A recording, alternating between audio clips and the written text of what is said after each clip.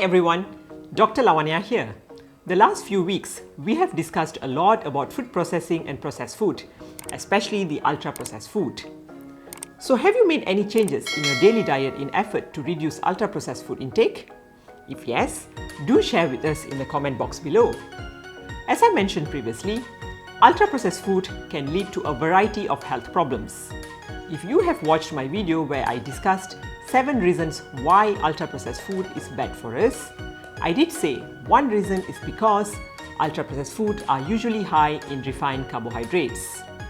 So that's what we are going to discuss today, refined carbohydrates. Most of us might know that we need carbohydrates to provide our body with energy. So that's why it's a pretty standard statement we often hear in Malaysia. Kena makan nasi, kalau tak makan macam mana nak ada tenaga? Kan, betul tak? While it is true carbohydrates are our primary source of energy, not all carbohydrates are the same. Carbohydrates can be referred to as simple versus complex or whole versus refined. For today's discussion, we shall use the term whole carbohydrates versus refined carbohydrates. Whole carbohydrates are minimally processed and contain the fiber found naturally in the food, while refined carbohydrates have been processed more and have had the natural fiber removed or changed. There are different methods of processing food to refine them. The first method is breaking down foods like milling, removing the fiber consisting of germ and bran from around a grain and grinding it to make flour. Doing this improves the shelf life of the grain and gives it a finer texture. However, it removes the B vitamins, iron and dietary fiber. The next method of refining is extraction, taking sucrose from sugarcane or sugar beet to make table sugar. And another method of refining is concentration, crushing and blending fruits, then removing the water to produce concentrated fruit juice.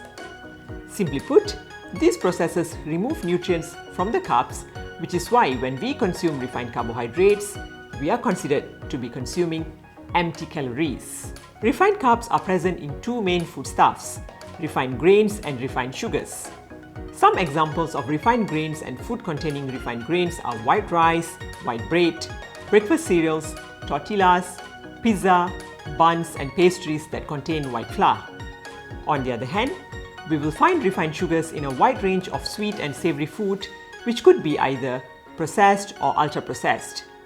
This includes flavored yogurt, cakes, soda, fruit juice and smoothies, pasta sauce, condiments such as ketchup or barbecue sauce and granolas. The body uses refined carbs much more quickly than it uses unrefined carbs or whole carbs. As a result, refined carbs create a short burst of energy, whereas unrefined carbs release energy more slowly throughout the day. Once the short burst of energy is over, what do we do? Apa lagi? Makan lagi lah. A person may need to eat more to gain more energy. As a result, we may be consuming a high number of calories, contributing to weight gain. Being overweight or obese can increase the risk of health problems such as heart disease, type 2 diabetes, stroke, hypertension, asthma, chronic back pain and osteoarthritis.